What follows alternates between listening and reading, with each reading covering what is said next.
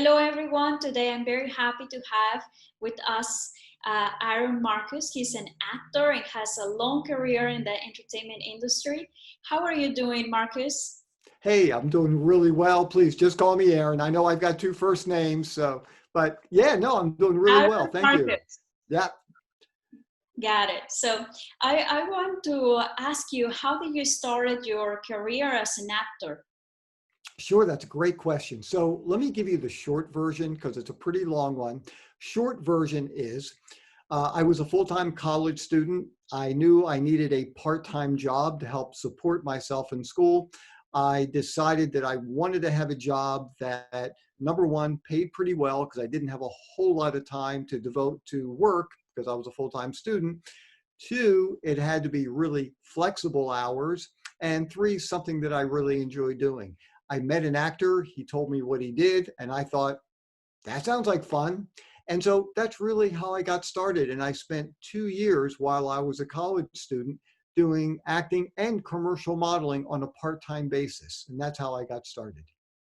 Did you start at first your acting career or your modeling career? They both went hand in hand. And that's something that I share with people in my workshops as well, is that you don't want to just limit yourself to one area in the industry. And what I found was, even though I knew nothing about commercial modeling, I never heard of it. I only knew about fashion modeling, which was not for me. But I learned very quickly that there is a world of modeling where you actually get a chance to use your acting skills, and they need everybody, all heights, ages, ethnicities, types, body builds. And so I found that the commercial modeling went really, really well with acting because it's acting without words. During your career, you have more than 33 years in the industry, and then you had appearance on the famous TV shows such as Law and Order and House of Cards. How was the experience for you being one of the actors? Oh, it was just incredible. It really was.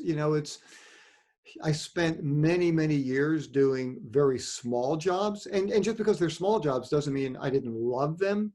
I did lots of TV commercials and training films and voiceover work and, um, smaller independent films. But when you do get an opportunity to audition for major projects and you actually book them, it's just incredible. So yeah, I love doing those. How do you prepare? Can you share a little bit about your process? Yeah, absolutely. So like I do, full day workshops just on the process, but here, just a couple really quick things. If it's a TV show that if you get the opportunity to audition for, number one, watch the show.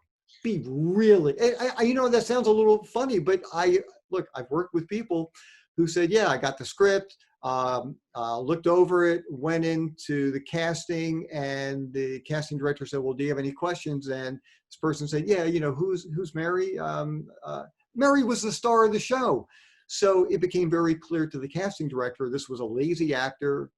She didn't do her homework, didn't do her research. So yeah, watch the show, watch a number of episodes, know the players, know the type of show. Is it a comedy? Is it a drama? Do people talk very quickly? Are they more laid back? Um, and so that will give you a lot more information about the type of audition you want to do. If it's a feature film, well, you can't watch the film because they haven't made it yet. So what you want to do is get the name of the director and then go to imdb.com, Internet Movie Database, look up the director. You can do all this free. Find out what other projects has this director directed. And then you can just go to YouTube and start watching clips. By doing that, you're going to get a really good sense of the style of the director, and that will be very, very helpful to you. Well, thank you so much, Aaron, for sharing these wonderful insights. You have been in your career, and work on more than 1,250 shows, perhaps even more. What do you think that you have learned during your career, and working in the industry. Yeah, and just so everybody knows, I mean, that still is my daytime job, acting and commercial modeling. On the side, I do online workshops, I do in-person workshops, I do private mentoring, but my daytime job is still acting and modeling. I mean, once again, there's a lot to say. I know we have we can't spend 2 weeks here. Um, a couple of things.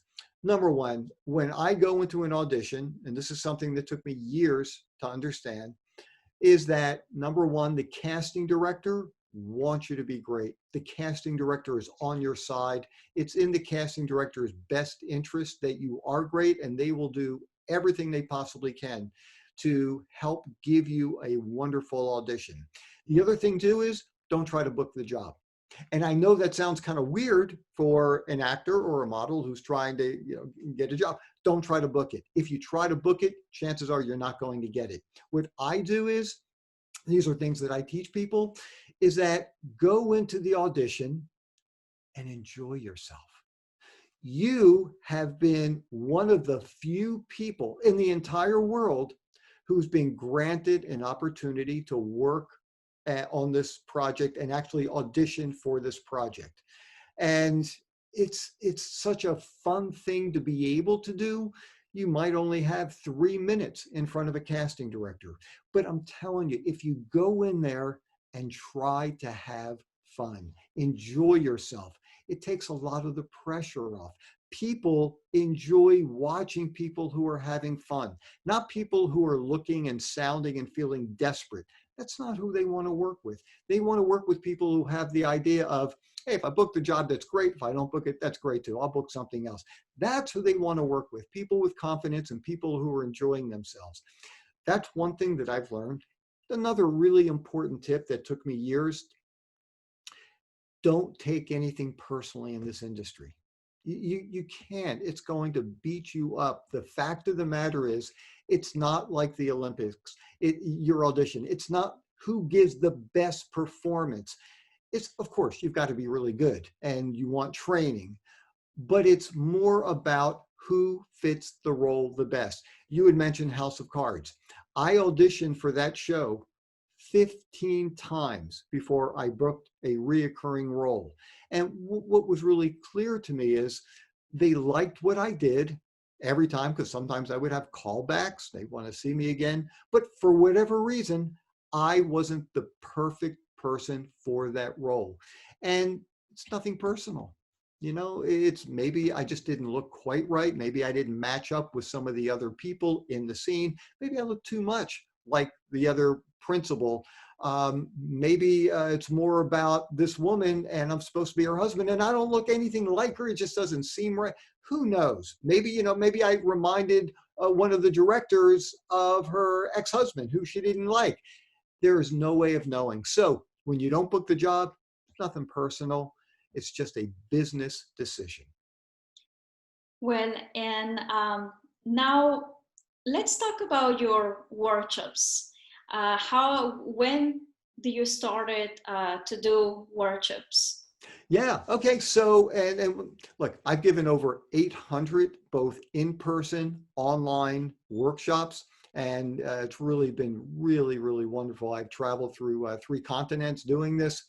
And once again, to make a really long story really short, there was an agent who lived probably about 3.5 hours away from me.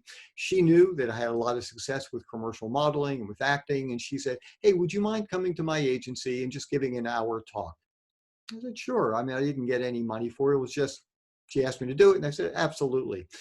And I really enjoyed it. I loved sharing information with other people. And some of these people were just starting off. Some of these people had been in the industry for a while. And what I always find is, look, like you had mentioned, I've booked over 1,250 jobs.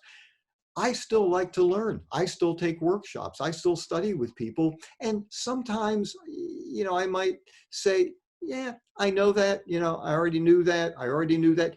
But sometimes just getting that confirmed by other people that my thought was right is really helpful. And sometimes I might hear one little thing that I didn't know about that was incredibly beneficial to me. So yeah, what started off as a 1 hour free workshop has really turned into a business that I love. I really like sharing information with people. I know how difficult it is to get started. I started completely on my own, did not have any connections in the industry, didn't have support. My family really wasn't thinking, oh, I'd love my son to be a full-time actor and a commercial model. They had other ideas. Um, but what I found was that I did everything by trial and error. I made tons of mistakes, but I learned from them. And so when I am giving workshops or doing private mentoring, I'm able to be in other people's shoes. I know what it's like, and I have a tremendous amount of respect just for anybody wanting to get the information to do this stuff properly. And so, yeah, it's something that I feel very passionate about, and I do everything I can to give people everything that I know that will help them succeed. What you will say that is important for actors to take a workshop, an acting Why? workshop? So why is it important for actors to take a workshop? Hey, look at all these famous actors who are still studying with people before roles. Look, if you get to a point in your life where you say, you know what, I already know it all. Everything that's out there for me to learn, I've already learned. That's the time to get out of the industry. Look, doctors have to take classes every single year to keep up their accreditation. People who might have been, MDs for, 30, 40 years, they still have to study. There's a reason for that. There are new things happening. Look, I can tell you today, there are things going on in the industry that were not happening 10 years ago. And so if you stop learning, just even like learning about the union, the union has changed, learning how to shoot home auditions. Home auditions have changed, putting together interesting resumes.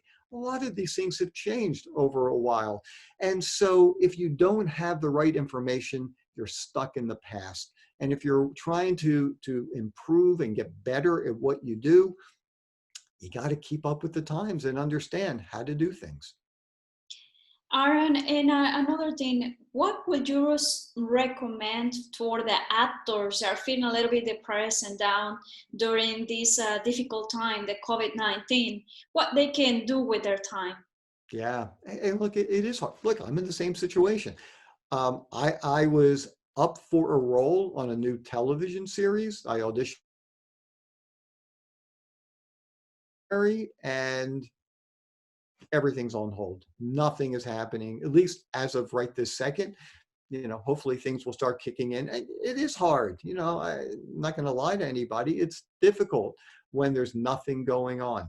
So what I decided to do during this time period, I want to get better. I want to learn more things. I spent 3 days playing around with the lights in my home office so that with my new computer, I can shoot better home auditions. I take online workshops. I'm just trying to use this time period where I'm not traveling for auditions, I'm not traveling for jobs, and I'm really focusing in on getting better so that when, and at some point, it will open up. And everything that I've been hearing from agents and casting directors, once it does open up, the floodgates are going to just be wide open. There's going to be a lot of opportunities. So this is the time to study, get better, be prepared, so that you are going to give yourself your best chance. And look, I would never tell somebody, don't feel bad, don't feel horrible, don't feel sad. Look, we're humans. That's a human reaction to what's going on. And so I get it. But also use this time to get better at what you're trying to accomplish. Well, thank you. I can hear your passion there and your message. So, Aaron, I'm very, very happy because we also have a very soon a workshop on June 29. There is for the actors. Can you let them know in your own words what we're doing on June 29? Yeah, sure. So, and I'm really excited about doing this. And this could be for models as well. This is all about the union. the major union with actors is SAG-AFTRA, Screen Actors Guild, American Federation of Television and Radio Artists. Everybody should learn about the union. Even if you are not necessarily thinking about joining the union, if you are just getting started and you're thinking, oh, I don't need the union right now. Yeah, and maybe that's true. Maybe you don't need the union right now. And even though I am a union member, I would never try to talk somebody into joining the union. But what I think is imperative is that everybody learns about the union, and then you can make a wise decision for yourself. What does the union do for you? What doesn't the union do for you? How much does it cost? How can you join the union? What are some of the rules about the union, like residual checks? How much can you earn for an 8-hour day? What kind of, even things like, how long can you be on the set before you get fed, before there are meal penalties? There are so many things that you need to learn about with the union. Even things like pensions. When I hit a certain age, I'm going to be getting a pension because I've earned enough for a certain time period. Also, healthcare. You can get healthcare if you are a union member, if you qualify. And so when you finish taking this workshop with me on the 29th, you are going to know everything that you need to know about getting started in the union, how to join the union, the costs of the union, and most importantly, is it right for you? And is it right for you now? And this way, even if it's not, you always want to have the knowledge to know that at some point, it might be a really smart thing to do. And I can tell you, you will have more protection when you are in the union, and you will earn more money. So get the knowledge, get the information, and then you can make a decision for yourself whether now's the time to start looking into it or maybe sometime in the future. Well, I think that is a very important information, and all our actors out there, they are watching the interview series, should consider to join on June 29 for this amazing workshop with Yeah, and I just wanted to jump in, because I mentioned models should consider this as well, because it's not uncommon for models to get hired for TV commercials. absolutely. And so if you are getting cast, if you're fortunate enough to get cast in a TV commercial, there is a complete difference as to whether it's union or non-union. And without going into the workshop right now, because I know this isn't the time to do it, let me just tell you this one thing. Yeah. If you're doing a non-union television commercial, you get paid a fee to do the commercial, and that's it. It can run for the next 10,000 years. You're not getting any additional money. If it's a union and you're a member of the union, it's a union TV commercial, and it runs for more than 13 weeks, a quarter of a year, you start getting residual checks. And I'm going to explain what that means, what units mean, how much you can earn, and all of that. So once again, even if you're a model, you definitely want to learn about the union. Well, thank you. I think that I will be there in your workshop. It's absolutely amazing to know all this. And now I would like to go back a little bit with you, talking more about your career. There is any, well, I'm sure you're just thinking about it, that you've been in more than 1,000 projects. There is any characters that you would like to, that you enjoy more than the others? Yeah, that's a great question. And, once again, to be completely honest with you, I like to work. And yeah, some jobs are more interesting than others. Absolutely. Sometimes they're called training films or industrial films or educational films. And sometimes, I'm portraying a mechanic and I'm laying fiber optic cables in the ocean and I have to describe what that's all about. Sometimes those aren't, the most fun, the most interesting. Sometimes they are incredibly fun. So for me, I like to work. And some of the best jobs I've had came from small markets, not necessarily tremendous projects. And so, for me, I don't have a preference, whether it's working with an Academy Award actor like Judi Dench, which was probably one of the highlights of my career. Very small role, but I had a chance to work with her, or whether it's Robin Wright, Um, it's look, I just like to work, and no, I really wouldn't say there's one specific role that I enjoy more than others. Just hire me. And for anybody out there who's producing and directing, and you should keep this in mind too. Hey, I Oh, like to work. keep Let it me in mind know. for sure, 100%, you know. So I would like, do you have any do you have any memorable experience during your career that you kind of remember? Sure. Yeah. Um, I mean, it's everything. You know, it's hard to just pinpoint one. Um, but certainly getting opportunities to work on pilots, getting an opportunity to work on, national shows. I can tell you even, and once again, this is part of the thing that we'll be talking about in the commercial or in the union workshop.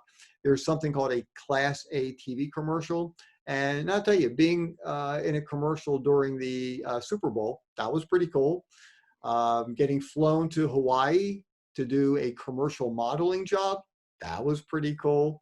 Um, and even working in out west in Portland, Oregon, that was pretty cool. But you know, I like I said, I mean, I truly like to work, and especially when the characters are interesting, and sometimes when it's against type. I mean, normally I do get the roles, and I'm happy to be stereotyped, but quite often, I'm the teacher, I'm the doctor, I'm the lawyer, I'm the professor. Um, I'm the nice politician, I'm the person who helps you, I'm the therapist. And every once in a while, I'll get the role of a pretty horrible person. And those can be a lot of fun. And one of the reasons why I get those is because you would never think it. Because I realize that my look, I kind of look like everybody's next door neighbor. That's my strength. I'm just a regular guy. And I know that sometimes people don't try to use their strength. Everybody tries to view themselves as being incredibly beautiful and handsome, and they want to be the leading man. And if that's your look, that's wonderful, then go after it. But I know for somebody like me with my look, I would starve to death if those are the kinds of roles. So I know what I'm really good at. I know how people perceive me. That helps me put together the right headshot, my right resume. But most importantly, every once in a while, when there's a surprise and you're shocked by the fact that I'm doing things that you wouldn't expect me to do, those are fun. Well, thank you for sharing. Very interesting. And I would like to ask you, what would you consider an interesting character? An interesting, a character that changes, a character that does things that you might not expect, uh, things that surprise you, maybe tapping into things that I'm not that comfortable with. That can be really exciting. It's scary. And what I've learned is that if something scares me, that's good. That means that there's something that's kind of holding me back a little bit, and I like to explore what's holding me back. And what you have to be able to do is essentially, it's like you're flying in an airplane, you're ready to jump out with your parachute, and you're standing there and you're scared to death. And at some point, if you do it, you just have to say, I'm doing it. Here it is. And that's what I have to do sometimes, every once in a while, when it's a really tough role and I'm kind of holding back a little, and you just have to say, I'm doing it, and just let loose. And most importantly, don't be afraid to make mistakes. Don't be afraid to look bad. Don't be afraid to be ridiculed because you're thinking nobody, it doesn't make any difference. If the director doesn't like the direction that you're going in, then you'll have a conversation. But don't try to figure out what people want to see, especially at an audition, which I know sometimes people do. They go, hey, I wonder what the director thinks is right for this particular role. Get that concept out of your mind. This is your opportunity to be creative. This is your opportunity to play. And this is your chance to have a good time acting on a Monday afternoon at 3 o'clock. And so forget about trying to do the right thing and do what feels right to you. Thank you. And I would like to ask you our last question, and is out of all the characters that you have played, is there a character that you haven't played yet? Oh, sure. There are lots of characters I haven't played, and I probably never will, which is fine with me because it wouldn't make sense. Nobody would ever hire me. So I've never been the head of a motorcycle gang. And I know that probably surprises a lot of people because I do have that tough guy look, and you would probably, see me, riding my Harley down the street and picking fights with people and hitting people over the head with beer bottles. I get it. I do have that kind of look. But no, that's one I've never gotten. And honestly, I don't anticipate those kinds of roles. And for some people, it might bother them and make them feel, maybe they feel bad because they say, I'm an actor, I can do anything. Well, the reality is movie stars, yeah, they can do anything. They can play against type because people know that famous movie stars will still attract an audience, even if it's not the right role for them. For normal humans like me, nobody would ever cast me in something that I don't look right for. Once again, unless there's a shock to it and you're just really surprised. So and I'll tell you, I'm incredibly happy playing similar kinds of roles over and over again because each one's going to be a little bit different for me. Most importantly, whatever brings me onto a set or in front of a still camera with a photographer or doing voiceover or commercials. I mean, I've got a callback, and I'm not going to mention anything about it because I just have a callback, but it's a TV commercial for a butler. And I thought, yeah, I can do a butler. I'd be good at that. So we'll see what happens. So anyhow, like I said, I don't try to pinpoint my roles. I just, whatever I get submitted for, that means somebody else thinks that I look right for that role. And I greatly appreciate it and just try to have a good time. Well, thank you so much, Marcus, for this interview. And I would love to have you in another interview as well. So, Sure, anytime. Just let me know. anyway, bye bye, everyone. See ya.